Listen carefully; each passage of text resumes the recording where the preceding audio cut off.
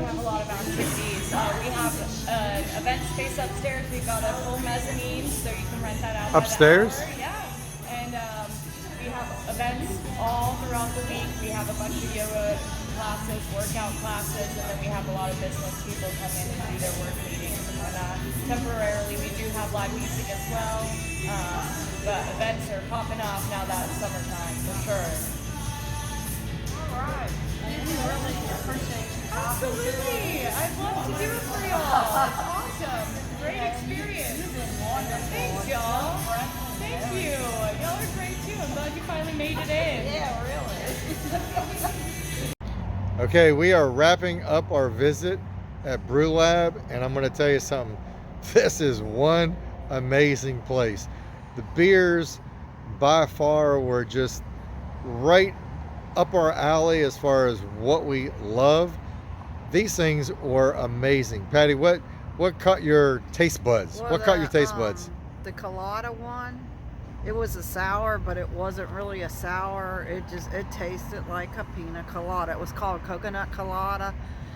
It had peach and I think pineapple in it, and it was just amazing. And then I had the 3 stouts, and the first one was the latte stout, and that was my favorite. That was really good. That was so creamy and just smooth. That was really, really good. I cannot say that mascar. How do you say that? Vanilla. Mascagar, Yeah. or whatever. Yeah, vanilla in it, and it was so creamy. And then I had the coconut brown. I think that's, yeah. But I wish it had a little bit more coconut in it, but it was good. And then I had. I'll tell you that I totally agree. The coconut brown was really a good beer, but I agree with you. It needed a little more cowbell. it needed a little more coconut. And it needed the coconut from the coconut colada. But anyhow, it was good. So, and then I had the oatmeal stout, and it was a nice tasting beer too. But I guess the one that really surprised me that I didn't order because it said spiced was the spiced stout that you got that tasted like gingerbread. I mean, when you smelled it, it smelled like you were baking Christmas cookies. It was, I probably, besides the latte, that was my second favorite stout that they had. So I also had this orange, it's called an orange peel wit. It was, I don't know how to explain it. It had a nice orangey kind of flavor to it. It was a little tangy, but it was good.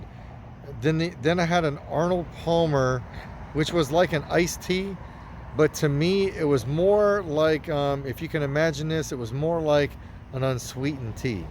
It needed to be a little sweeter for me. It was a little lemony, but it didn't taste like the iced tea that I thought it would.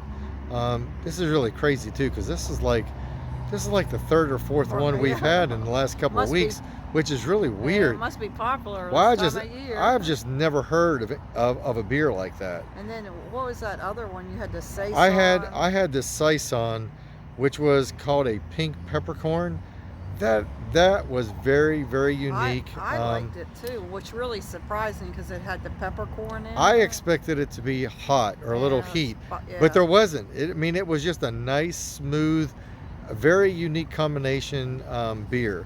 And I'm looking at some of my notes because our phones have been dying because we've been videotaping all day.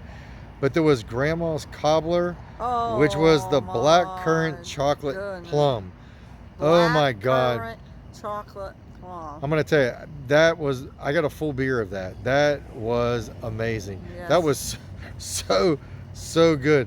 And then there was this apricot blast. With a touch of vanilla. Which had the vanilla, and you could really taste the vanilla. The vanilla was just really super, super good. I love vanilla anyway, but yeah, that was a good beer.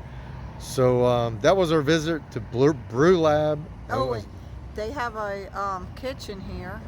Oh, the food was good. Yeah, we had a cheesesteak with fries, and that was the cheesiest cheesesteak I have ever had. It's like the cheese just melted in your mouth. They have some interesting things on their menu too. They have pool table and different games that you can play. They also have a little room upstairs that you can rent out for special activities. I'd come back here tomorrow if we I'm didn't hoping- have so many breweries. Yeah, I'm hoping we will make it back tomorrow. But I will tell you this, that we're going to give kudos to Emily, because I tell you what, she was amazing. She is the sweetest girl. She's helped us out a lot. So informative and willing to tell us what her favorite And beer you know, was and everything. Who was sitting next to us, surprisingly, was the actual owner. And His name's he Joe. doesn't, he doesn't like all the, shy. he kind of like me, he doesn't like really a lot of attention. Yeah, right. Well, I know you're funny, but he doesn't like a lot of the attention, and he really preferred not to be on camera.